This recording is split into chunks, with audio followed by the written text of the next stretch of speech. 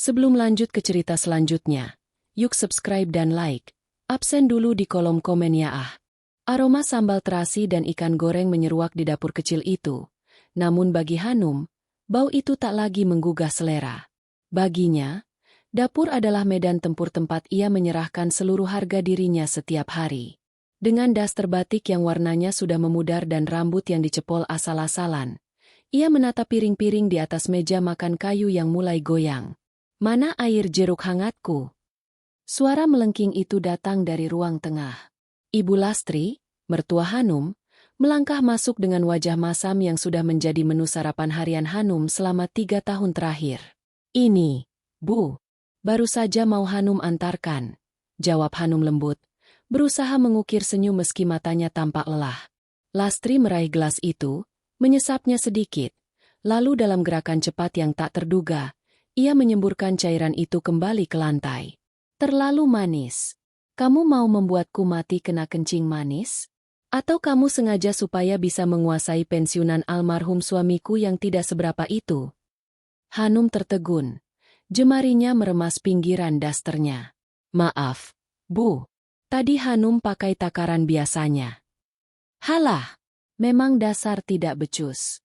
Sudah untung Aris mau menampung perempuan pengangguran sepertimu. Kalau bukan karena belas kasihan anakku, kamu mungkin sudah jadi gelandangan di bawah jembatan."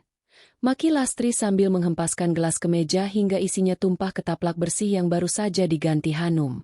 Tak lama kemudian, langkah sepatu pantofel yang tegas terdengar. Aris, suaminya, muncul dengan setelan jas rapi. Wajahnya yang dulu hangat kini selalu tampak dingin jika menatap Hanum.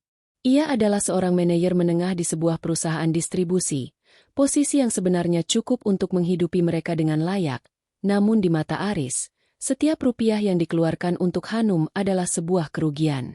Aris duduk di kursi utama tanpa memandang Hanum. Ia segera menyendok nasi ke piringnya. Hanum bergerak hendak mengambilkan lauk untuk suaminya, namun tangannya ditepis kasar. "Tidak usah. Aku punya tangan sendiri," ketus Aris. Keheningan yang mencekam menyelimuti meja makan. Hanya terdengar denting sendok dan garpu.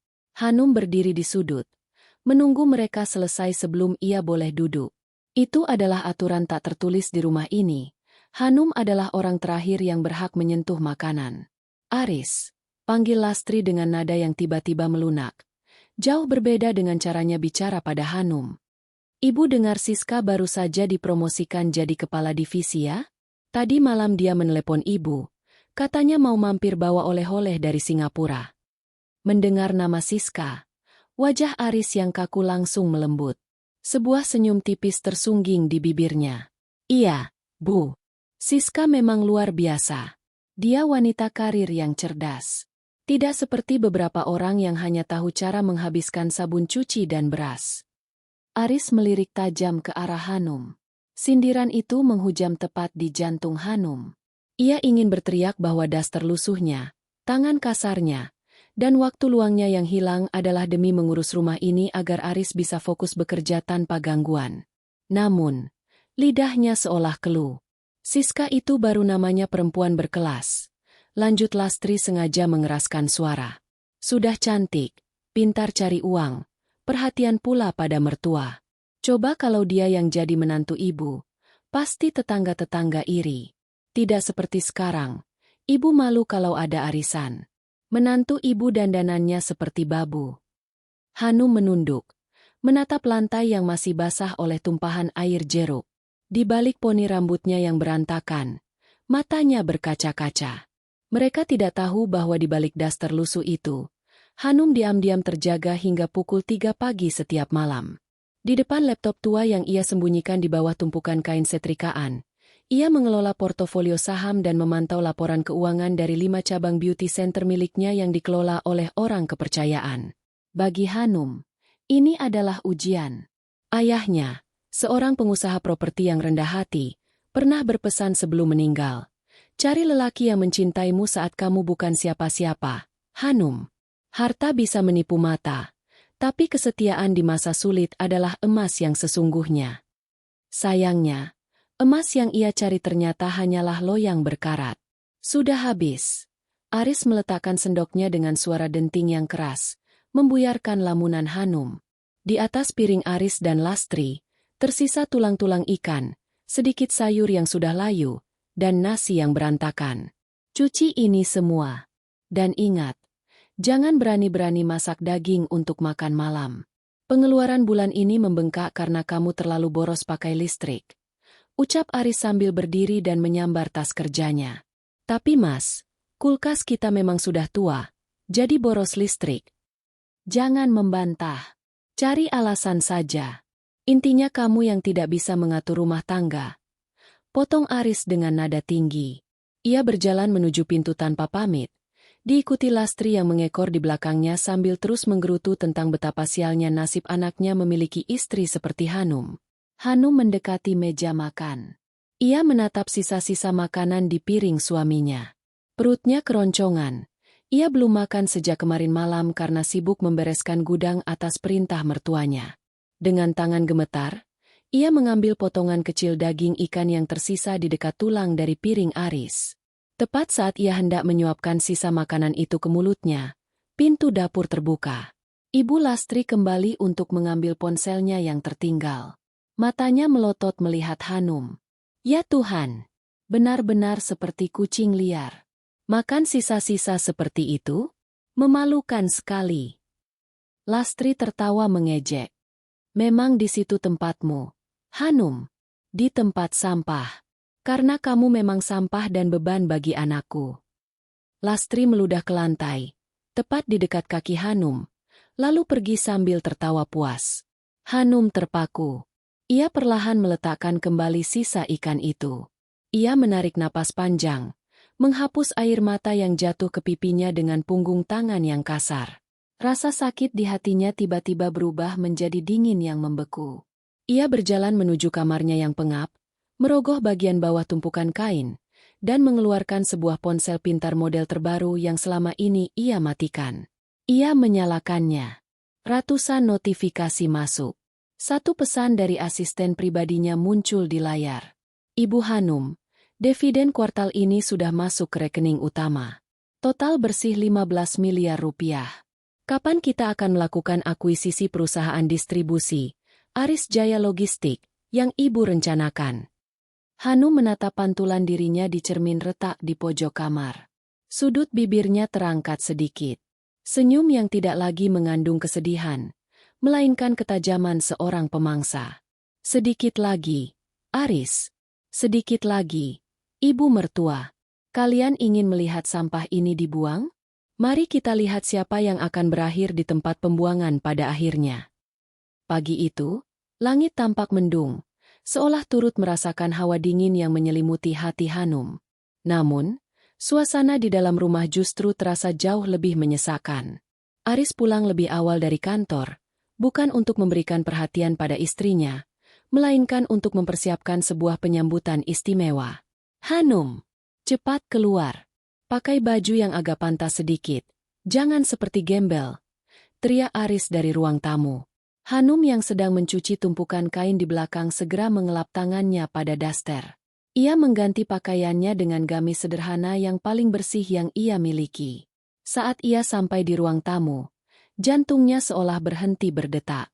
Di sana, duduk seorang wanita dengan rambut pirang madu yang tertata rapi, mengenakan blus sutra berwarna merah menyala yang sangat kontras dengan kusamnya ruang tamu mereka. Kenalkan, ini Siska. Dia asisten pribadiku yang baru di kantor. Ucap Aris tanpa rasa bersalah. Matanya menatap Siska dengan binar yang tak pernah Hanum lihat lagi sejak tahun pertama pernikahan mereka. Siska melirik Hanum dari ujung kaki hingga ujung kepala dengan tatapan merendahkan. Ia tidak berdiri, hanya mengangkat sedikit dagunya. Oh, jadi ini istri kamu, Riz? Wah, benar-benar natural ya penampilannya. Ucap Siska dengan nada sarkasme yang kental. Ibu Lastri keluar dari kamar dengan wajah yang berseri-seri. Ia langsung menghampiri Siska dan menggenggam tangan wanita itu. Siska, akhirnya datang juga. Duh, cantik sekali kamu hari ini. Wangimu sampai ke kamar ibu. Beda sekali dengan bau bawang yang biasa memenuhi rumah ini. Terima kasih, Tante. Ini, Saya bawakan tas luxury dari koleksi terbaru untuk Tante. Semoga Tante suka, ujar Siska sambil menyerahkan sebuah kotak bermerek terkenal. Mata Lastri membulat. Ia memeluk kotak itu seolah-olah itu adalah harta karun paling berharga di dunia. Ya Allah, Siska, kamu ini sudah cantik, sukses, baik sekali pula. Aris, lihat ini. Ini baru namanya wanita yang tahu cara menghargai orang tua. Bukan cuma tahu cara minta uang belanja. Hanum hanya berdiri mematung di sudut ruangan. Ia tahu tas itu. Itu adalah salah satu produk dari perusahaan mitra yang bekerja sama dengan brand kosmetiknya. Ia juga tahu bahwa tas itu seringkali diberikan sebagai bonus untuk distributor kelas menengah. Namun, di rumah ini, benda itu digunakan untuk menginjak harga dirinya. Hanum, jangan cuma berdiri seperti patung. Cepat ke dapur, buatkan minum dan siapkan makan siang yang enak. Siska tamu istimewa, jangan kamu sajikan tempe goreng hambar langgananmu itu, perintah Aris ketus. Dengan kepala tertunduk, Hanum melangkah ke dapur. Di sana, ia mendengar tawarnya Siska dan pujian selangit dari ibu mertuanya. Hanum mulai memotong sayuran, namun telinganya tetap menangkap percakapan di ruang tengah yang sengaja dikeraskan. Riz, sebenarnya aku kesini juga ingin membicarakan proyek baru itu. Aku punya kenalan investor besar yang bisa menyelamatkan perusahaanmu dari kebangkrutan. Suara Siska terdengar sangat profesional namun menggoda. Benarkah, Siska? Kamu benar-benar penyelamatku. Perusahaan memang sedang sulit belakangan ini. Kalau bukan karena kamu, aku tidak tahu harus bagaimana lagi, jawab Aris penuh kekaguman. Itulah bedanya wanita berkelas dengan beban rumah tangga. Riz, sahut Lastri menimpali. Wanita seperti Siska bisa membawa kamu naik ke atas. Kalau yang di dapur itu, dia cuma bisa menarikmu ke bawah, ke dalam lumpur kemiskinan. Di dapur, Hanum tersenyum tipis, sebuah senyum yang mengandung racun. Ia tahu persis kondisi perusahaan Aris.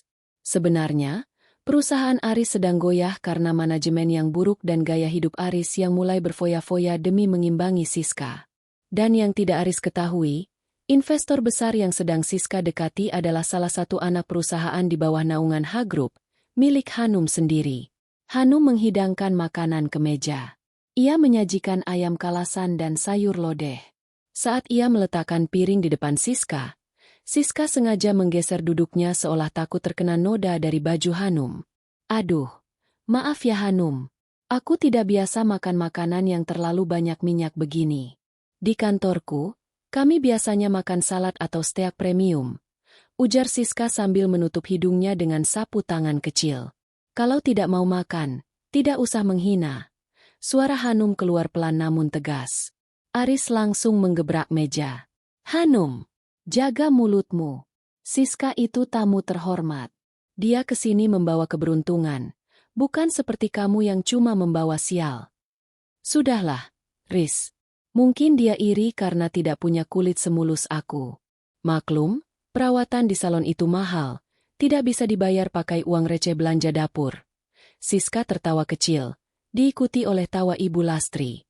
Hanum, mulai hari ini Siska akan sering kesini untuk membantuku mengurus pekerjaan rumah tangga yang juga belum selesai. Kamu layani dia seperti kamu melayaniku. Dia adalah kunci masa depanku. Perintah Aris dengan dingin. Ibu Lastri menambahkan. Ibu sudah pikirkan ini matang-matang. Siska lebih pantas menjadi nyonya di rumah ini. Dia punya koneksi, punya martabat. Kamu itu cuma sampah yang kebetulan tersapu masuk ke rumah kami. Kalau bukan karena Aris kasihan melihat orang tuamu dulu yang bangkrut, dia tidak akan sudi menikahimu. Hanum menarik napas dalam. Kata-kata, orang tuamu yang bangkrut, membuat hatinya berdenyut. Ayahnya memang pernah mengalami masa sulit sebelum akhirnya bangkit kembali secara diam-diam dan mewariskan segalanya pada Hanum. Dunia mengira keluarga Hanum habis, dan Hanum membiarkan mereka percaya pada kebohongan itu untuk melihat siapa yang benar-benar tulus. Baiklah kalau itu mau kalian, ucap Hanum tenang. Ia menatap Aris lurus-lurus. Tapi ingat Mas, apa yang kamu anggap keberuntungan hari ini, bisa jadi adalah awal dari kejatuhanmu yang paling dalam. Kamu mengutukku. Dasar istri durhaka. Masuk ke kamar. Jangan keluar sampai Siska pulang. Bentak Aris. Hanum berbalik dan berjalan menuju kamarnya. Ia menutup pintu dan menguncinya. Di dalam kegelapan kamar yang pengap, ia membuka laptop rahasianya. Cahaya layar menyinari wajahnya yang kini tampak sangat dingin. Ia mengetik sebuah pesan singkat kepada sekretarisnya. Batalkan semua rencana investasi di Aris Jaya Logistik. Tarik semua dukungan secara perlahan. Biarkan asisten pribadinya yang hebat, itu yang mencarikan solusi. Kita lihat seberapa jauh Siska bisa terbang tanpa uangku. Tak lama, ia mendengar suara tawa dari luar. Suara Aris yang memuji kecantikan Siska dan suara mertuanya yang sudah mulai memanggil Siska dengan sebutan menantu kesayangan. Hanum menyandarkan punggungnya ke kursi. Nikmatilah selagi bisa, bisiknya pada sunyi. Karena saat aku membuka siapa aku sebenarnya, kalian bahkan tidak akan punya cukup air mata untuk menyesali semua ini. Malam itu, hujan turun sangat deras, seolah langit sedang mempersiapkan panggung untuk sebuah tragedi. Hanum duduk di tepi ranjangnya yang keras, menatap layar ponsel rahasianya. Matanya memicing tajam melihat laporan aktivitas perbankan yang baru saja dikirimkan oleh sistem keamanan finansialnya. Aris telah menarik uang dalam jumlah besar dari rekening bersama mereka. Rekening yang selama ini Hanum isi diam-diam demi menjaga kelangsungan hidup rumah tangga mereka tanpa sepengetahuan Aris. Ternyata, uang itu tidak digunakan untuk membayar cicilan rumah atau biaya operasional kantor, melainkan mengalir deras ke rekening pribadi Siska. Hanum menarik napas panjang. Ia keluar dari kamar, berjalan menuju ruang kerja Aris. Ia tidak lagi mengetuk pintu. Dengan gerakan tenang namun penuh otoritas, ia masuk. Di sana, Aris sedang tertawa di depan laptopnya. Tampak sedang melakukan panggilan video dengan Siska. "Mas, kita perlu bicara." Suara Hanum datar, namun mengandung getaran yang tak bisa diabaikan. Aris tersentak dan segera menutup laptopnya. Wajahnya memerah karena terkejut sekaligus marah. "Apa-apaan kamu? Tidak sopan masuk tanpa mengetuk. Mau minta uang lagi?" Hanum meletakkan selembar cetakan mutasi rekening di atas meja. "Kenapa kamu mentransfer 500 juta ke rekening pribadi Siska? Itu uang cadangan darurat kita, Mas." Aris terdiam sejenak, namun kemudian ia tertawa mengejek. "Oh, jadi kamu berani memata-mataiku?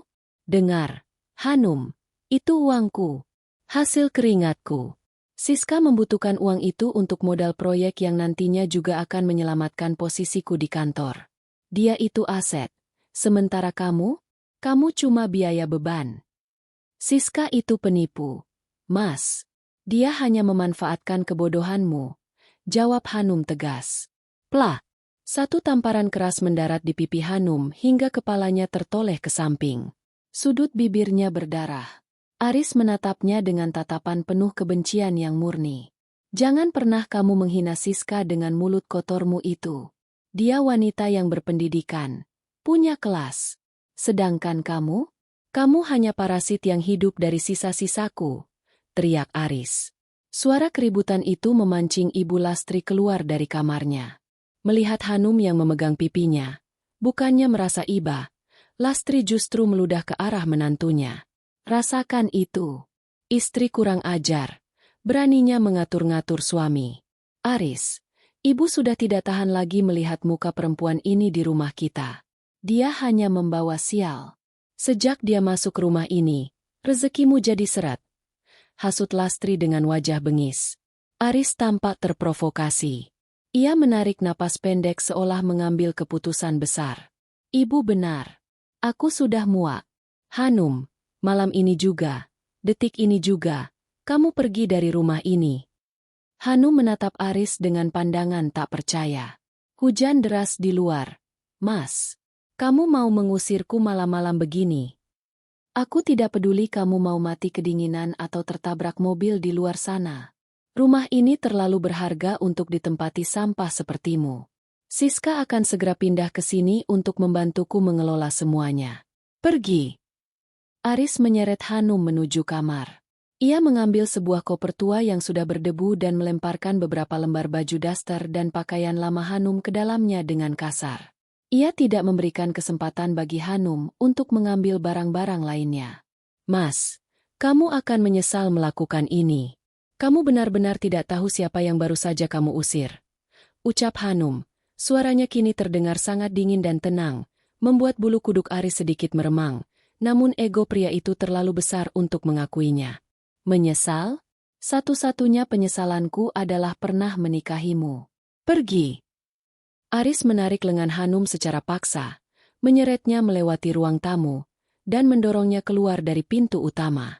Ibu Lastri berdiri di ambang pintu sambil bersedekap, tersenyum puas melihat menantunya terhuyung di bawah guyuran hujan. "Besok pagi aku akan layangkan gugatan cerai ke pengadilan. Jangan pernah berani menampakkan mukamu di depanku lagi jika tidak ingin aku permalukan lebih jauh," teriak Aris sebelum membanting pintu depan dengan keras. "Brak!" Suara pintu yang tertutup itu menggema di telinga Hanum, bersaing dengan suara petir yang menggelegar. Hanum berdiri di depan pagar rumah yang selama 3 tahun ini ia rawat dengan sepenuh hati. Air hujan membasahi seluruh tubuhnya, menyamarkan air mata yang sempat jatuh, namun segera ia usap dengan kasar. Ia memegang gagang kopernya erat-erat. Bibirnya yang berdarah membentuk senyum miring. "Permainan baru saja dimulai. Aris, kamu ingin cerai? Aku akan berikan cerai yang paling mewah dalam hidupmu." Hanum berjalan menuju ujung jalan yang gelap. Ia merogoh saku gamisnya yang basah, mengeluarkan ponsel rahasianya yang tahan air. Ia menekan satu tombol cepat. Hanya dalam 3 kali nada sambung, suara pria di seberang sana terdengar dengan nada hormat yang luar biasa. "Selamat malam, Nyonya Hanum. Ada yang bisa saya bantu? Antar mobil jemputan ke koordinatku sekarang. Bawa tim pengacara terbaik kita. Dan mulai besok, hentikan seluruh aliran dana ke rekening manapun yang terkait dengan Aris dan keluarganya. Aku ingin mereka merasakan bagaimana rasanya menjadi sampah yang sebenarnya." "Baik, Nyonya. Segera dilaksanakan." Tak sampai 10 menit, sebuah mobil sedan mewah berwarna hitam mengkilap berhenti tepat di depan Hanum. Seorang pria dengan setelan jas rapi keluar sambil membawa payung besar, membungkuk hormat seolah sedang menyambut seorang ratu yang baru saja kembali dari medan perang. "Silakan masuk, Nyonya Hanum. Apartemen penthouse sudah disiapkan." Hanum masuk ke dalam mobil. Di dalam kabin yang hangat dan kedap suara, ia melepas ikat rambutnya, membiarkan rambut hitamnya terurai. Ia menatap ke arah rumah Aris yang mulai menjauh dari kaca spion. "Aris, Ibu Lastri, kalian bilang aku beban? Mari kita lihat seberapa kuat kalian berdiri saat beban yang kalian maksud menarik semua tanah yang kalian pijak." Hanum menyandarkan kepalanya. Matanya berkilat penuh dendam yang elegan. Malam ini, Hanum si istri yang tertindas telah mati. Yang tersisa hanyalah Hanum sang penguasa aset yang siap menghancurkan siapapun yang telah menginjak-injak harga dirinya. Sedan mewah itu membelah jalanan kota yang basah dengan sangat tenang. Di dalam kabin, Hanum melepaskan daster batiknya yang basah kuyup, menggantinya dengan jubah sutra lembut yang telah disiapkan di kursi belakang. Ia mengusap sisa darah di sudut bibirnya sambil menatap pantulan dirinya di kaca. Luka itu tidak terasa sakit lagi. Justru luka itulah yang menjadi bahan bakar api dendam yang kini berkobar di dadanya. "Kita langsung ke penthouse, Nyonya?" tanya sopir pribadinya, Pak Maman, dengan nada penuh hormat. "Ya, Maman. Dan pastikan tim legal sudah berkumpul besok pagi pukul 7. Aku tidak punya banyak waktu untuk bermain-main dengan pria tidak tahu diri itu," jawab Hanum dingin. Mobil berhenti di sebuah gedung pencakar langit eksklusif di pusat kota. Hanum melangkah keluar, disambut oleh manajer gedung yang langsung membungkuk dalam. Tak ada yang akan menyangka bahwa wanita yang baru saja diusir dari rumah kontrakan sempit itu adalah pemilik tunggal unit penthouse paling mahal di gedung ini. Begitu pintu lift terbuka di lantai paling atas, Hanum disambut oleh kemewahan yang selama 3 tahun ini ia sembunyikan rapat-rapat. Lantai marmer Italia, lampu kristal yang menjuntai indah, dan dinding kaca yang memperlihatkan kerlap-kerlip lampu kota Jakarta. Ia berjalan menuju ruang kerjanya, Sebuah ruangan minimalis namun canggih yang dipenuhi layar monitor yang menampilkan pergerakan saham dan grafik bisnis. Di atas meja kerja jati yang antik, tergeletak sebuah laptop tua yang layarnya sudah retak di pojok kiri. Laptop yang sama yang selalu ia sembunyikan di bawah tumpukan kain setrikaan di rumah Aris. Ia membuka laptop itu. "Selamat datang kembali, The Silent Investor," bisik Hanum pada dirinya sendiri. Selama ini, dunia mengenal Hanum sebagai sosok misterius di balik H Group. Ia sengaja membangun kerajaan bisnisnya dari nol tanpa menggunakan nama besar ayahnya, sesuai wasiat almarhum. Ayahnya ingin Hanum belajar tentang karakter manusia. Dan sekarang, Hanum sudah lulus ujian itu dengan nilai yang menyakitkan. Ia sudah tahu persis seperti apa rupa asli Aris dan ibunya saat mereka mengira Hanum tidak memiliki apa-apa. Hanum menyalakan laptop tua itu. Jemarinya menari dengan lincah di atas keyboard. Ia membuka folder rahasia berjudul Project Zero. Di dalamnya terdapat dokumen-dokumen kepemilikan aset yang selama ini digunakan oleh Aris. "Mari kita lihat," gumam Hanum. Rumah yang ditempati Aris saat ini sebenarnya berdiri di atas tanah yang dibeli oleh perusahaan cangkang milik Hanum. Gedung kantor tempat Aris bekerja sebagai manajer. Hanum adalah pemegang saham mayoritas secara anonim. Bahkan mobil yang selalu dibanggakan Aris dibeli dengan skema kredit dari bank yang direkturnya adalah teman baik Hanum. Selama ini, Hanum sengaja membiarkan Aris merasa sukses. Ia memberikan jalan bagi karir Aris melalui koneksi rahasianya agar suaminya itu bisa menjadi pria yang terhormat. Namun, kekuasaan dan sedikit uang ternyata membuat Aris buta dan menjadi monster. Ponsel Hanum bergetar. Sebuah pesan masuk dari sekretarisnya. "Sarah, Ibu, asisten Aris yang bernama Siska baru saja menghubungi firma hukum rekanan kita. Dia mencoba mengajukan pinjaman atas nama perusahaan Aris untuk proyek baru. Tampaknya dia ingin pamer kekuatan di depan Aris." Hanum tersenyum sinis. "Anak nakal," gumamnya. Siska benar-benar serakah. Dia bukan hanya ingin merebut suami orang, tapi juga ingin merampok harta yang ia kira milik Aris. Siska tidak tahu bahwa dia sedang menggali lubang kuburnya sendiri. Hanum mengetik balasan, "Berikan pinjaman itu. Tapi masukkan klausul, personal garanti, yang sangat ketat. Jika proyek itu gagal, dan pastikan itu gagal, seluruh harta pribadi Aris dan penjaminnya, Siska, akan disita dalam waktu 24 jam. Jangan biarkan mereka curiga." Setelah mengirim pesan itu, Hanum bersandar di kursi kebesarannya. Ia memutar kursi menghadap dinding kaca, menatap hujan yang mulai mereda. Ia teringat kembali pada masa-masa ia mencuci piring dengan tangan yang gemetar karena kelelahan. Teringat bagaimana mertuanya meludahi kakinya. "Kalian menganggap daster lusuhku sebagai simbol kemiskinan," bisik Hanum dengan mata berkilat. "Kalian tidak tahu bahwa di balik daster itu, aku memegang kendali atas setiap napas finansial kalian." Hanum kemudian membuka sebuah file foto di laptopnya. Foto almarhum ayahnya. "Ayah, maafkan aku. Aku gagal menemukan cinta sejati seperti yang ayah harapkan. Tapi aku tidak akan gagal menjaga kehormatan keluarga kita. Mereka menyebutku sampah. Maka aku akan menunjukkan pada mereka bagaimana rasanya dibuang ke tempat pembuangan yang paling dalam." Malam semakin larut. Namun Hanum tidak merasa mengantuk. Ia mulai menyusun daftar aset yang akan ia tunjukkan di pengadilan nanti. Ia ingin melihat wajah Aris saat pria itu menyadari bahwa selama ini dia tidur di samping seorang singa yang menyamar sebagai domba.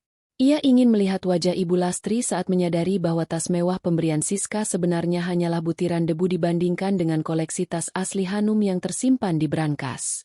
Hanum menutup laptop tuanya dengan suara klik yang mantap. Simbol kesabarannya telah berakhir. Mulai besok, Hanum tidak akan lagi memakai daster. Ia akan mengenakan baju perangnya yang paling mewah, setelan kerja custom made, perhiasan berlian yang elegan, dan kepercayaan diri seorang penguasa. "Selamat tidur, Aris," ucapnya pelan sambil menatap bayangan rumah Aris di kejauhan.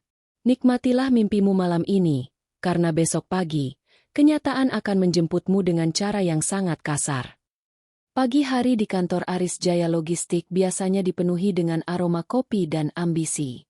Namun, bagi Aris, pagi ini terasa sedikit berbeda. Ada hawa kegelisahan yang tidak bisa ia jelaskan.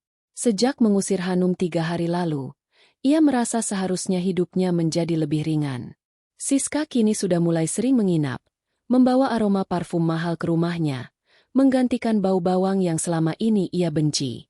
Namun, di kantor, laporan keuangan yang sampai ke mejanya menunjukkan grafik merah yang tajam. Sayang, kenapa wajahmu ditekuk begitu? Siska masuk ke ruang kerja Aris dengan langkah anggun. Ia mengenakan rok pensil hitam dan blus sutra yang memperlihatkan lekuk tubuhnya. Aris mengusap wajahnya yang tampak kuyu. Investor dari Central Global tiba-tiba membatalkan janji temu.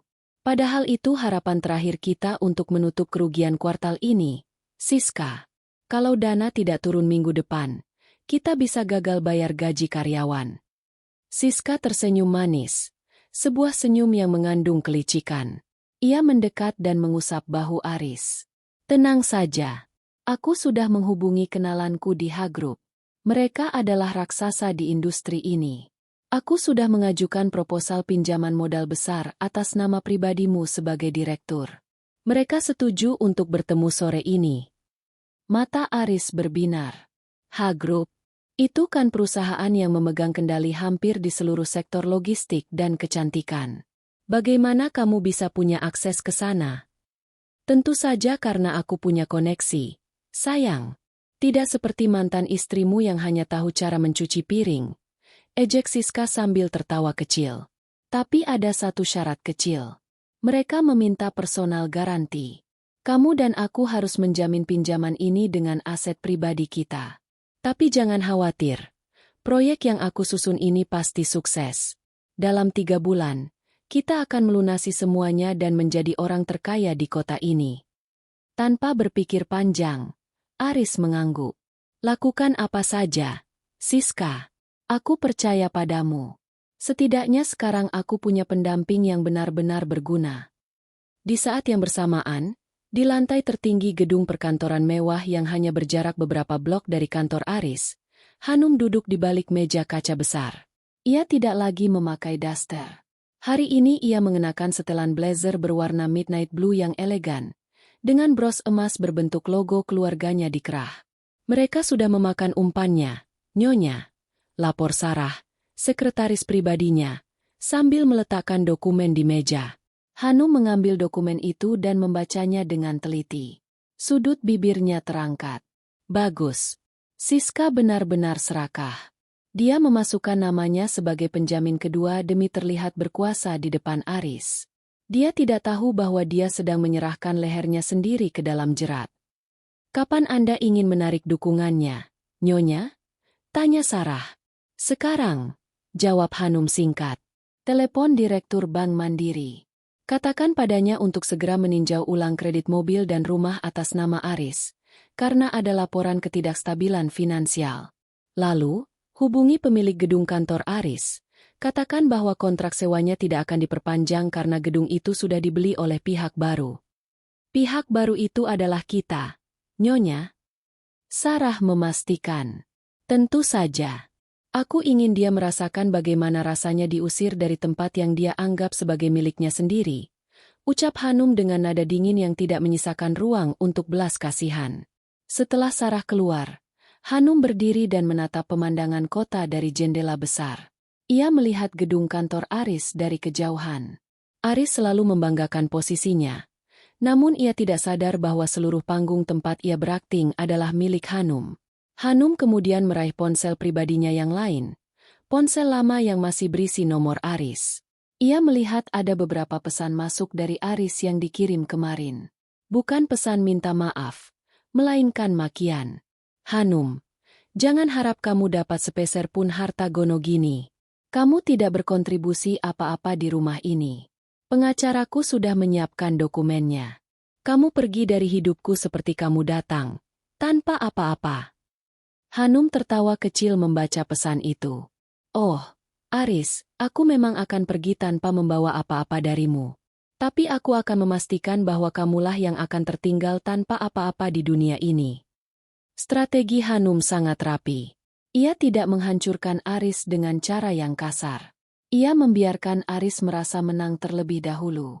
Ia membiarkan Siska merasa seperti pahlawan yang membawa investasi besar.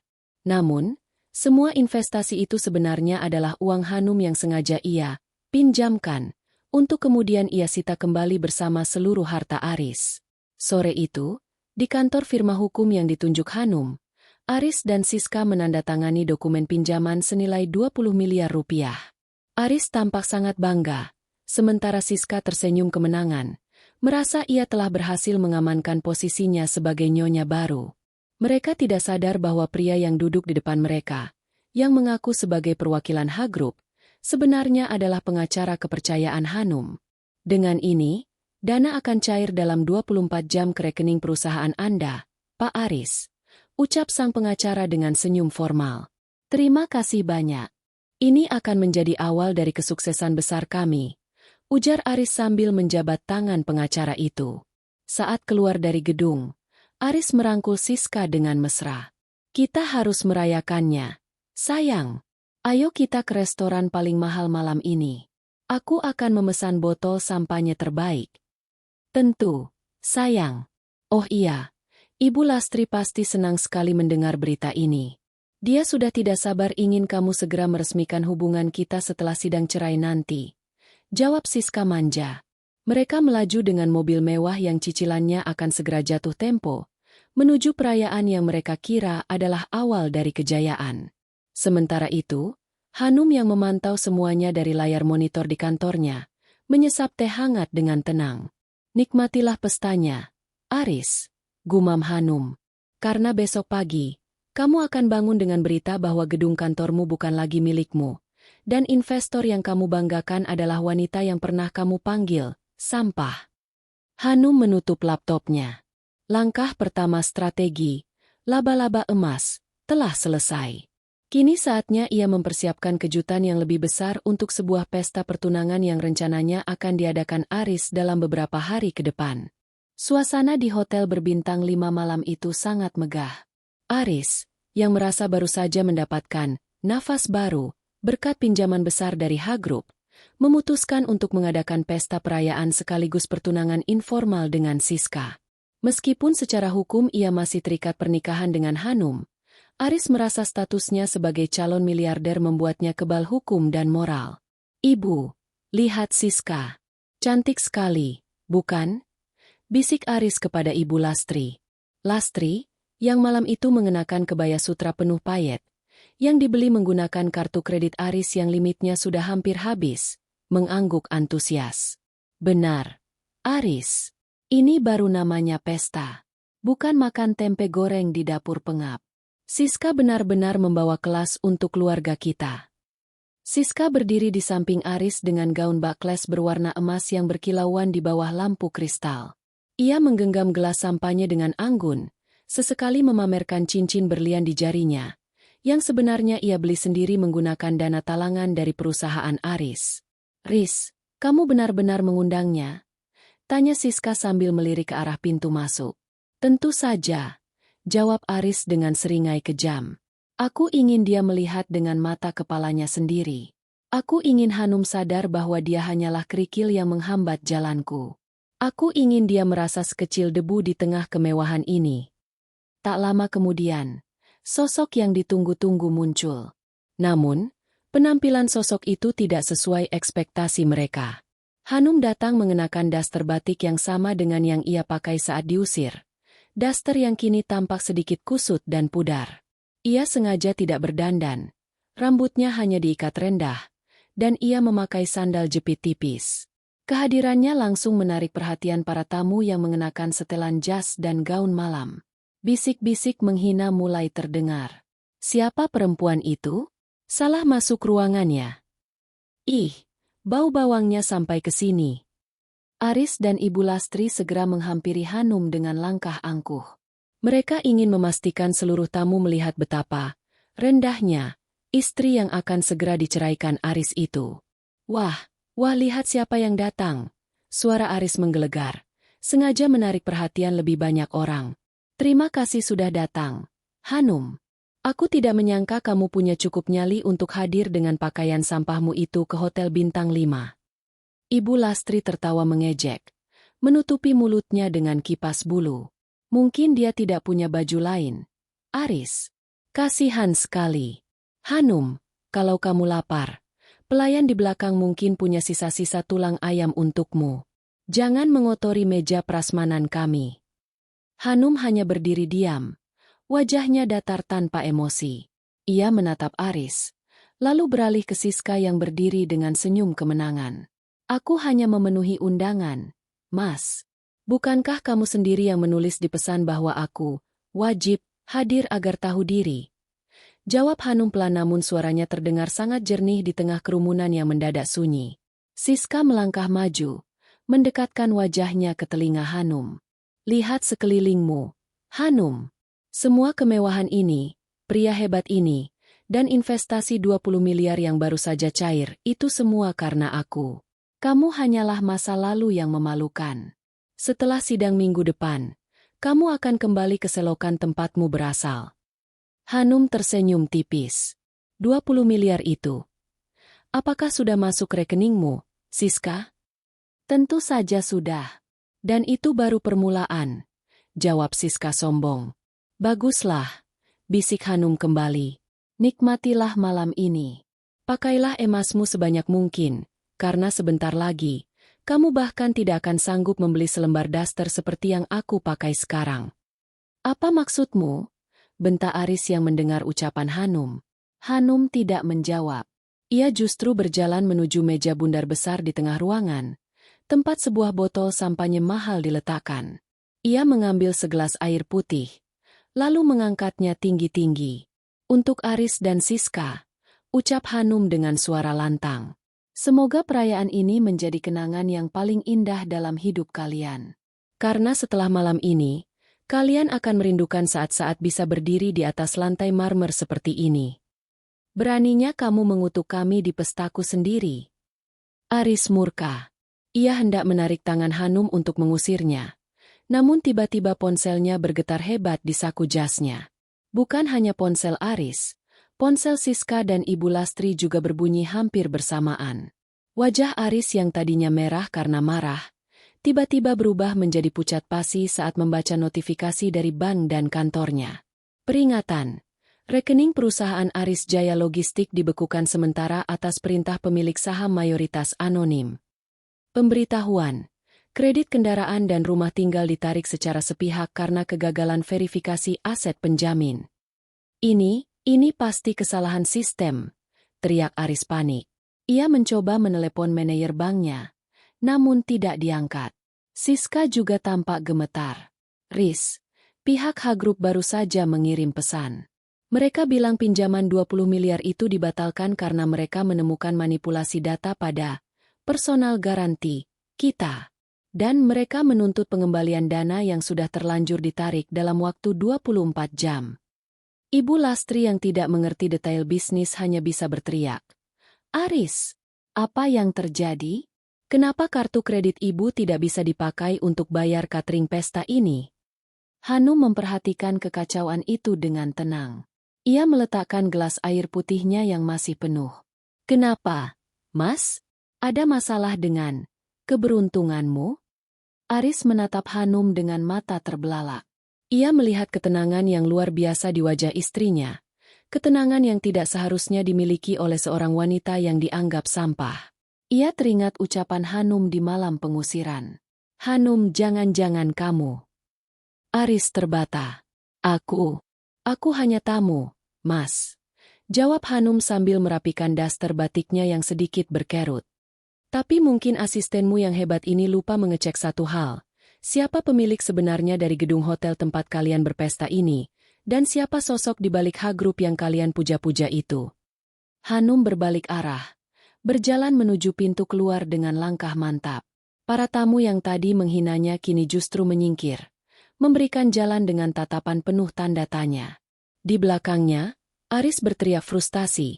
Siska menangis histeris karena ketakutan akan jeratan hutang, dan Ibu Lastri jatuh terduduk karena malu di depan rekan-rekan sosialitanya. Pesta pertunangan yang megah itu dalam sekejap berubah menjadi pemakaman bagi harga diri mereka.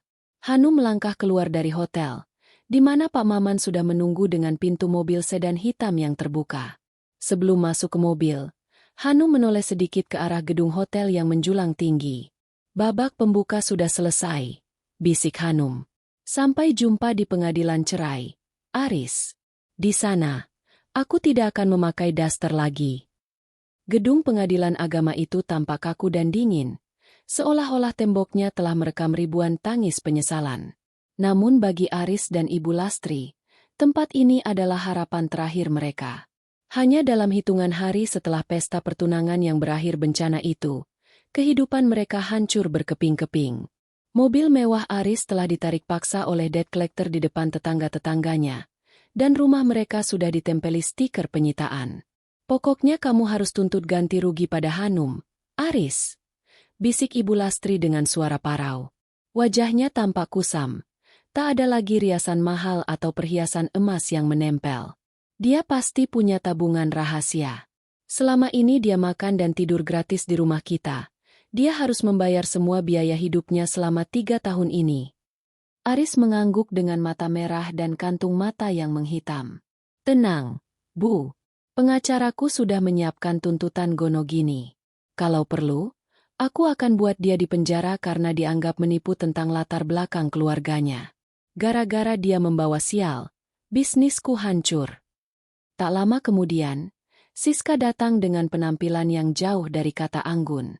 Rambutnya berantakan dan ia terus-menerus melihat ke belakang, takut jika ada orang suruhan bank yang mengikutinya.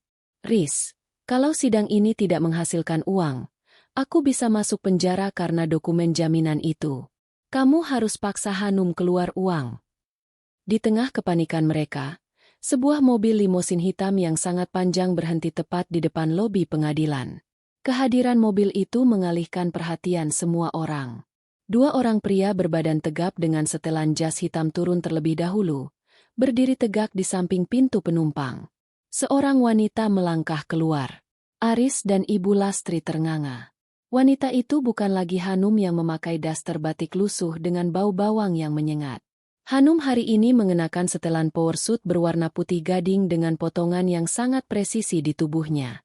Rambutnya disanggul modern yang rapi, memperlihatkan sepasang anting berlian teardrop yang berkilau tajam setiap kali terkena cahaya matahari. Di tangannya, ia menjinjing tas kulit buaya asli yang harganya mungkin setara dengan harga rumah lama Aris. Hanum melangkah dengan dagu terangkat.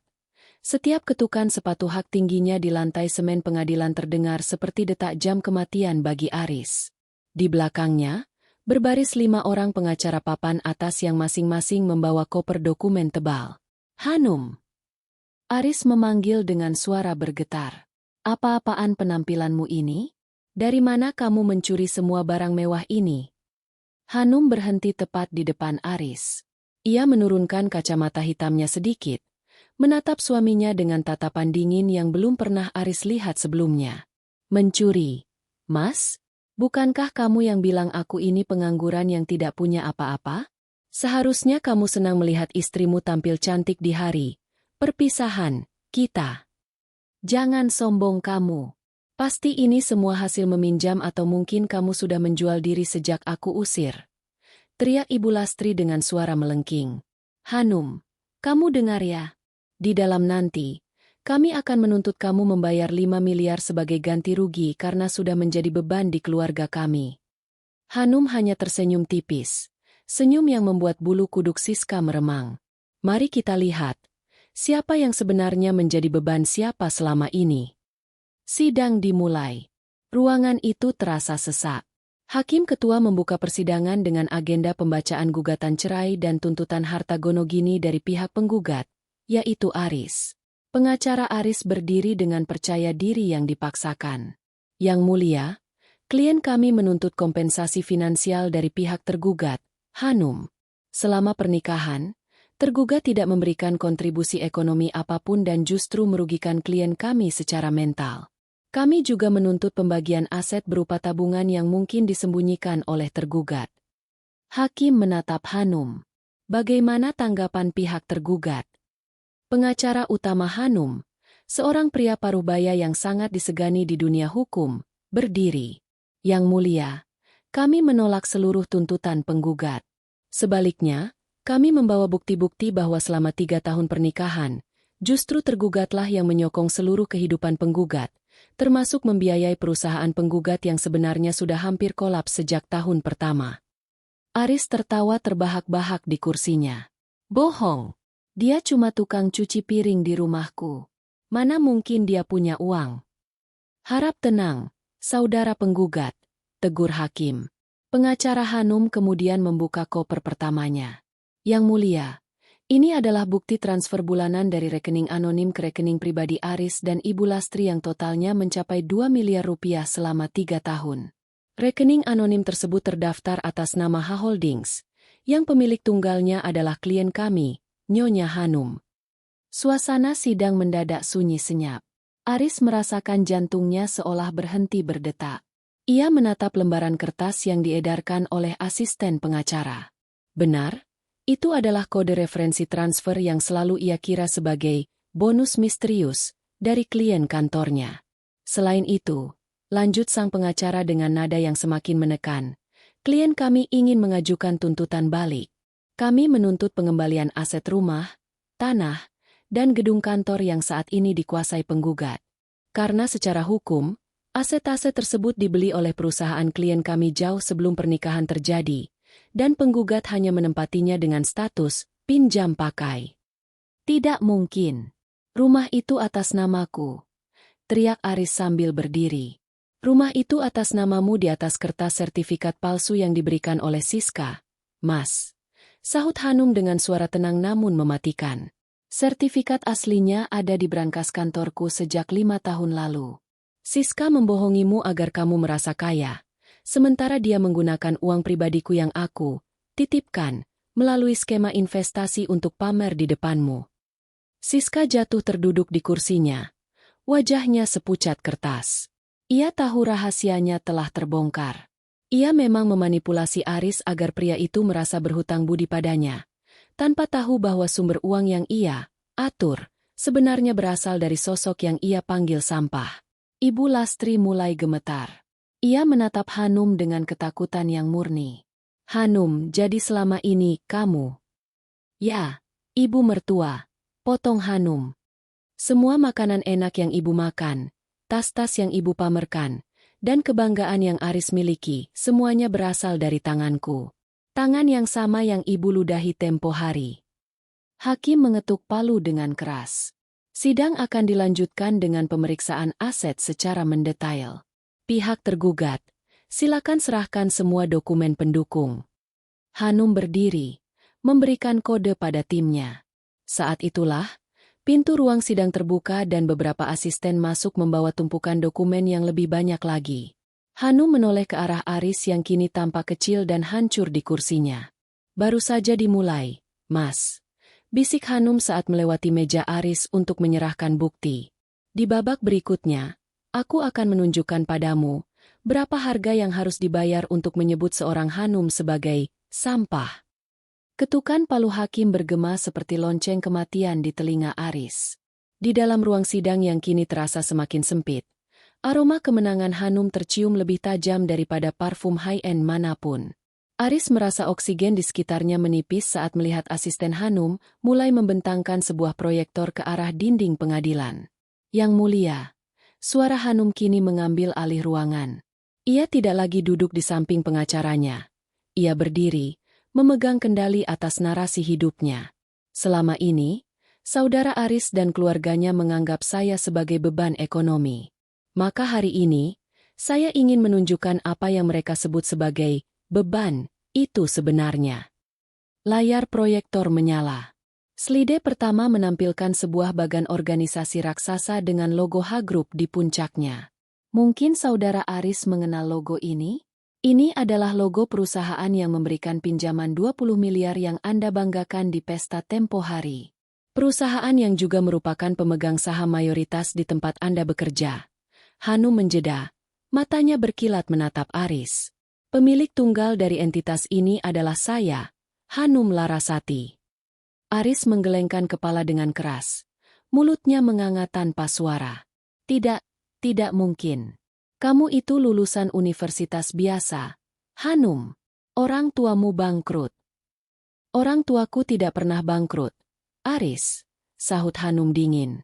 Mereka hanya sedang menyaring siapa saja manusia bermuka dua yang mendekat saat kami terlihat jatuh. Dan sayangnya, keluargamu adalah orang pertama yang gagal dalam penyaringan itu. Hanum menekan tombol pada pointernya. Slide berikutnya menampilkan daftar aset properti. Mari kita bicara soal aset, lanjut Hanum. Rumah yang Anda tempati, Mas, itu terdaftar atas nama PT Larasati Properti. Gedung kantor Aris Jaya Logistik, itu juga milik saya. Bahkan mobil sedan yang ditarik paksa 3 hari lalu, itu adalah inventaris perusahaan saya yang saya izinkan untuk Anda pakai karena saya ingin menjaga martabat Anda sebagai suami. Ibu Lastri tiba-tiba berteriak histeris dari bangku penonton. Bohong. Hakim, dia pasti memalsukan dokumen ini. Dia cuma babu di rumah saya. Dia yang mencuci daster saya. Hakim mengetuk palu dengan keras. Harap tenang. Petugas, amankan pihak yang tidak berkepentingan jika terus membuat kegaduhan. Petugas pengadilan mendekati Ibu Lastri, membuatnya seketika terdiam meski wajahnya memerah karena menahan amarah dan malu yang luar biasa. Seluruh mata pengunjung sidang kini menatap Ibu Lastri dengan pandangan menghina. Wanita yang tadinya sombong itu kini tampak seperti badut dengan riasan yang luntur karena keringat dingin. Hanum tidak berhenti. Ia menoleh ke arah Siska yang sedari tadi bersembunyi di balik punggung pengacaranya. Dan untuk saudari Siska, suara Hanum melunak namun terasa lebih tajam. Dokumen jaminan yang Anda tanda tangani itu asli. Dan karena hari ini proyek yang Anda janjikan pada Aris dinyatakan gagal total oleh tim audit saya pagi tadi, maka secara otomatis, hak sita atas seluruh harta pribadi Anda, termasuk apartemen dan tabungan yang Anda peroleh dari memeras Aris, telah beralih kepada saya. Anda tidak hanya akan kehilangan harta, tapi juga menghadapi tuntutan pidana penipuan investasi. Siska jatuh lemas dari kursinya. Ia terisak pelan, menyadari bahwa ia baru saja mencoba menipu seorang dewi bisnis yang levelnya jauh di atas akal bulusnya. Yang mulia, pengacara Hanum menyela sambil menyerahkan sebuah berkas tebal ke meja hakim. Kami melampirkan bukti kepemilikan saham di 15 perusahaan manufaktur, 5 hotel berbintang di Bali, dan kepemilikan tanah seluas 50 hektar di kawasan industri. Total aset bersih klien kami mencapai angka yang cukup untuk membeli seluruh perusahaan tempat penggugat bekerja sebanyak 10 kali lipat. Hakim memeriksa dokumen itu dengan teliti. Kacamata sang hakim turun sedikit. Tanda ia pun terkejut dengan angka-angka nol yang berderet di dokumen tersebut. Dokumen dinyatakan valid. Semua aset ini dikategorikan sebagai harta bawaan tergugat, karena diperoleh melalui warisan dan usaha mandiri sebelum pernikahan. Aris merasa dunianya runtuh. Ia menatap Hanum dengan tatapan memohon. Hanum, sayang, kenapa kamu tidak bilang dari awal? Kita bisa membangun semuanya bersama. Aku hanya terpengaruh oleh ibu dan Siska. Aku hilaf, Hanum. Hanum berjalan mendekati kursi Aris. Ia membungkuk sedikit, menatap lurus ke dalam mata pria yang pernah ia cintai itu. Kamu tidak hilaf, Aris. Kamu hanya sedang menunjukkan sifat aslimu. Kamu mencintai uangku, tapi membenci orang yang memberikannya padamu. Kamu ingin terlihat besar dengan cara menginjakku agar aku terlihat kecil. Tolong, Hanum, aku masih suamimu, bisik Aris dengan air mata yang mulai mengalir. Tidak lagi, jawab Hanum tegas. Pria yang menjadi suamiku adalah pria yang berjanji akan menjagaku meski aku hanya memakai daster lusuh. Pria itu sudah mati saat dia menamparku demi seorang gundik. Hanum berdiri tegak kembali. Ia menoleh ke arah hakim. Yang mulia, saya meminta putusan secepatnya. Saya tidak ingin membuang waktu lebih lama lagi dengan orang-orang yang menganggap saya sebagai sampah. Di bangku penonton, Ibu Lastri hanya bisa meremas tangannya sendiri. Ia teringat bagaimana ia sering menyuruh Hanum memakan sisa makanan. Teringat bagaimana ia meludahi kaki Hanum. Kini, kaki yang ia ludahi itu mengenakan sepatu seharga gaji Aris selama setahun.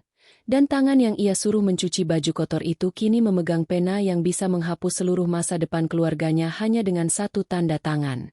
Seluruh pengunjung sidang berbisik-bisik, mengabadikan momen kejatuhan pria sombong dan selingkuhannya itu. Penyesalan Aris tidak lagi berarti. Ia bukan hanya kehilangan seorang istri, tapi ia baru saja kehilangan kunci menuju surga dunia yang selama ini ia impikan.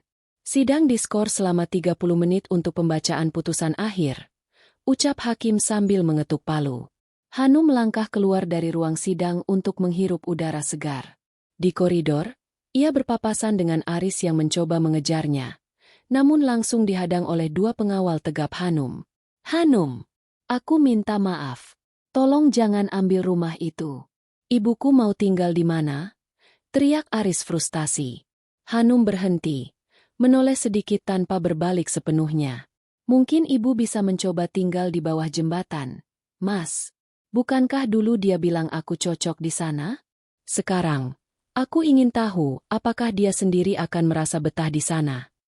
Dengan langkah anggun, Hanum meninggalkan Aris yang bersimpuh di lantai pengadilan, meratapi kebodohannya yang kini harus ia bayar dengan kemiskinan seumur hidup.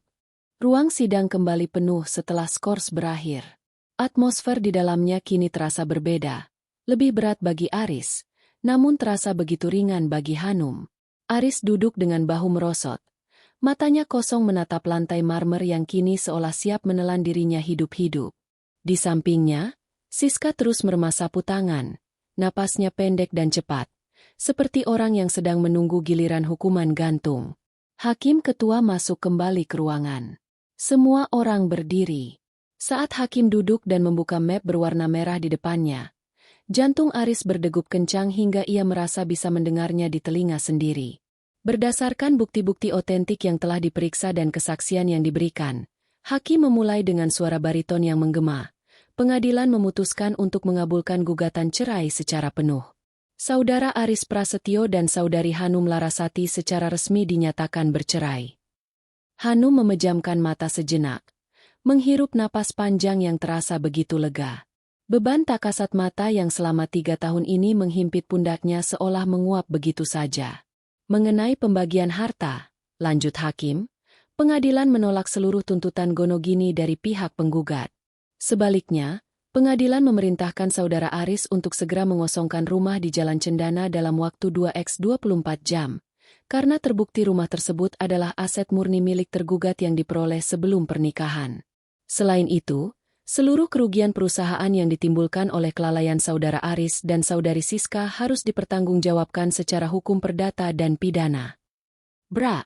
Ibu Lastri yang duduk di kursi penonton tiba-tiba jatuh pingsan. Beberapa petugas medis segera menghampirinya. Namun Hanum hanya melirik sekilas tanpa niat untuk mendekat. Terlalu banyak luka yang sudah ditanam wanita tua itu di hati Hanum untuk bisa menumbuhkan rasa simpati sekarang. Siska, menyadari bahwa hidupnya sebagai sosialita gadungan telah berakhir, tiba-tiba berdiri dan berteriak histeris ke arah Aris. Ini semua gara-gara kamu, Aris. Kalau saja kamu tidak sebodoh itu menyia-nyiakan istri sekaya dia, aku tidak akan terseret dalam kehancuran ini. Kamu bilang kamu direktur hebat, ternyata kamu cuma benalu yang hidup dari istrimu sendiri. Diam kamu, Siska. Aris balas membentak dengan sisa-sisa tenaganya. Kamu yang merayuku. Kamu yang bilang Hanum itu beban.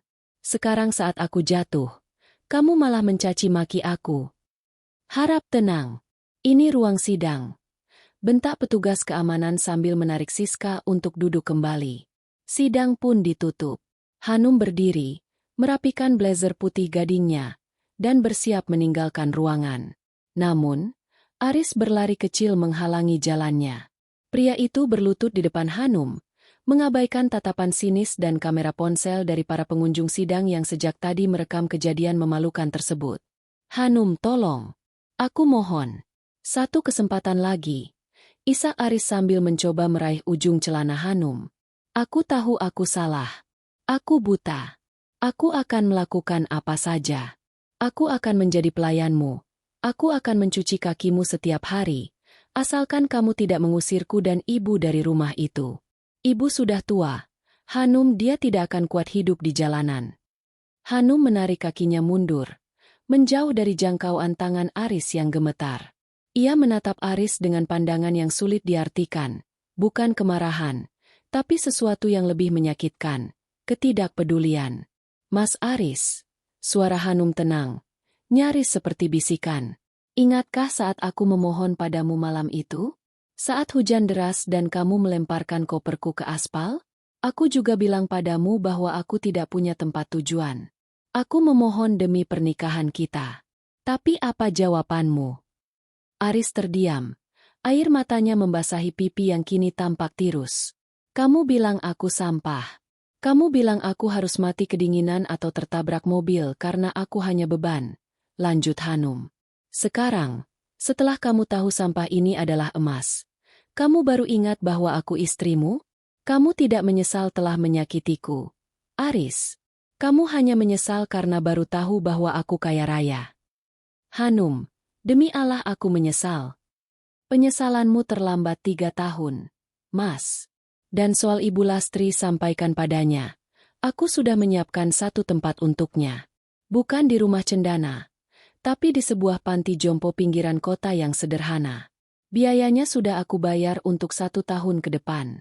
Itu adalah bentuk terakhir dari bakti, menantu sampah ini kepadanya. Setelah itu, kalian sendiri yang harus berjuang. Hanum melangkah melewati Aris tanpa menoleh lagi. Di koridor pengadilan, puluhan wartawan ekonomi dan hiburan sudah menunggu. Mereka telah mendengar desas-desus tentang identitas asli The Silent Investor yang selama ini menjadi misteri. Ibu Hanum, benarkah Anda pemilik H Group? Bagaimana tanggapan Anda soal penipuan yang dilakukan mantan suami Anda? Hanum hanya tersenyum tipis di balik kacamata hitamnya. Ia tidak memberikan pernyataan apapun. Ia terus berjalan menuju mobil limosinnya yang sudah menunggu di lobi dengan mesin yang menderu halus. Saat Hanum masuk ke dalam mobil, ia melihat dari jendela Aris yang sedang diseret oleh pihak kepolisian untuk dimintai keterangan lebih lanjut terkait penggelapan dana perusahaan yang dilaporkan oleh tim audit Hanum. Siska pun tidak luput dari borgol petugas. Mereka berdua, yang tadinya merasa di atas awan, kini diseret masuk ke mobil tahanan di bawah sorotan lampu kilat kamera yang seolah menelanjangi semua kebusukan mereka. Di dalam limosin yang sunyi, Hanum menyandarkan kepalanya. Ia mengambil sebuah foto kecil dari tasnya. Foto dirinya yang sedang memakai daster, tersenyum tulus di hari pernikahannya. Ia meremas foto itu pelan, lalu menjatuhkannya ke lantai mobil. Selesai, gumamnya. Kini, penyesalan seumur hidup telah resmi menjadi milik Aris dan keluarganya. Sementara bagi Hanum, hari ini adalah bab pertama dari kehidupan barunya sebagai wanita yang tidak lagi harus bersembunyi di balik kepalsuan cinta yang mematikan. 6 bulan telah berlalu sejak ketukan palu di pengadilan agama itu mengubah segalanya. Langit sore di Jakarta tampak berwarna oranye keunguan, memantul indah pada dinding kaca gedung pencakar langit H Group yang menjulang gagah. Di lantai teratas, Hanum berdiri di balkon luasnya, menghirup udara yang kini terasa jauh lebih bersih dan lega. Ia tidak lagi mengenakan daster batik yang kusam, namun ia juga tidak memakai setelan blazer kaku. Hari ini, ia mengenakan gaun sutra simpel berwarna champagne yang jatuh dengan elegan di tubuhnya.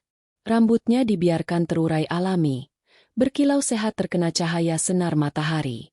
Hanum tampak 10 tahun lebih muda, seolah semua racun yang pernah bersarang di hidupnya telah luruh bersama masa lalunya. Nyonya, laporan terakhir mengenai penyitaan aset Aris Prasetyo sudah selesai. Sarah, sekretaris setianya, masuk dengan langkah tenang. Hanum berbalik, memberikan senyum tipis. Bagaimana nasib mereka sekarang, Sarah? Sarah membuka tabletnya. Aris Prasetyo masih menjalani masa hukumannya. Karena terbukti melakukan penggelapan dana dan pemalsuan dokumen jaminan, ia divonis 4 tahun penjara. Semua aset pribadinya telah habis disita untuk menutupi hutang-hutangnya pada perusahaan Anda. Kabarnya, di dalam penjara, ia sering terlihat linglung dan terus-menerus memanggil nama Anda. Hanum tidak merasakan kepuasan yang meledak-ledak saat mendengarnya. Yang ia rasakan hanyalah kekosongan yang damai. Rasa sakit itu sudah lama mati. Lalu Siska dan Ibu Lastri? Tanya Hanum lagi. Siska dideportasi setelah menjalani hukuman singkat karena status kewarganegaraannya yang bermasalah. Dan ia dicekal masuk ke negeri ini selamanya. Dia kembali ke kampung halamannya tanpa membawa sepeser pun uang. Sedangkan Ibu Lastri. Sarah ragu sejenak. Dia sempat kabur dari panti jompo yang Anda siapkan karena merasa tidak level tinggal di sana. Namun, setelah 1 minggu menggelandang dan jatuh sakit di jalanan, ia akhirnya kembali dengan memohon-mohon. Sekarang ia tinggal di sana, tapi perilakunya berubah drastis. Ia sering berteriak-teriak meminta pelayan untuk membawakannya air jeruk hangat, seolah-olah ia masih nyonya besar. Hanum menghela napas. Biarkan saja. Selama dia mendapatkan perawatan yang manusiawi, tugasku sudah selesai. Aku tidak ingin menyimpan dendam yang menghambat langkahku. Hanum berjalan kembali ke meja kerjanya. Di sana, terdapat sebuah map besar bertuliskan, Larasati Foundation. Ini adalah proyek barunya, sebuah yayasan yang memberikan perlindungan hukum, tempat tinggal, dan pelatihan keterampilan bagi perempuan-perempuan yang mengalami kekerasan dalam rumah tangga dan penindasan ekonomi. Ia ingin Daster tidak lagi menjadi simbol kelemahan atau kemiskinan, melainkan simbol perjuangan seorang wanita di balik pintu rumahnya yang tertutup. Sarah, tolong siapkan jadwal untuk peresmian panti asuhan dan pusat pelatihan minggu depan. Aku ingin hadir secara langsung. Perintah Hanum. Baik, Nyonya. Oh, satu lagi. Ada sebuah kiriman surat dari penjara. Dari Aris. Sarah meletakkan sebuah amplop kusam di meja. Setelah Sarah keluar, Hanum menatap amplop itu cukup lama. Ia membukanya perlahan. Di dalamnya terdapat secari kertas dengan tulisan tangan yang gemetar. Hanum, setiap malam aku terbangun di lantai semen yang dingin ini, dan yang aku ingat hanyalah aroma dastermu dan hangatnya masakanmu yang dulu sering aku hina. Aku baru sadar bahwa aku tidak kehilangan seorang miliarder. Tapi aku kehilangan satu-satunya manusia yang pernah mencintaiku dengan tulus saat aku bukan siapa-siapa. Aku rela menukarkan seluruh sisa hidupku hanya untuk kembali ke meja makan kayu kita yang goyang itu, dan melihatmu tersenyum padaku. Maafkan aku, Hanum. Aku merindukanmu. Hanum membaca surat itu tanpa meneteskan air mata. Dahulu, kata-kata seperti ini mungkin akan meluluhkan hatinya. Namun sekarang, ia tahu bahwa penyesalan Aris hanyalah buah dari penderitaan yang ia alami sendiri. Jika Aris saat ini masih kaya dan sukses bersama Siska, surat ini tidak akan pernah ada. Penyesalan yang lahir dari keterpurukan bukanlah ketulusan, melainkan keputusasaan. Tanpa ragu, Hanum memasukkan surat itu ke dalam mesin penghancur kertas. Ia melihat kertas itu terpotong menjadi serpihan kecil yang tak berarti, persis seperti perasaannya pada Aris. Hanum melangkah menuju jendela kembali. Di bawah sana, lampu-lampu kota mulai menyala satu persatu. Ia meraih ponselnya dan melakukan panggilan video ke ibunya yang sedang berlibur di Swiss. Halo, Ibu? Iya, Hanum di sini. Semuanya sudah selesai. Hanum sangat bahagia sekarang. Sampai jumpa minggu depannya, Bu. Hanum menutup ponselnya dengan senyum yang benar-benar cerah. Ia telah melewati badai yang menghancurkan hatinya. Namun badai itu pulalah yang mencuci bersih jalannya. Ia tidak lagi dikenal sebagai sampah atau beban.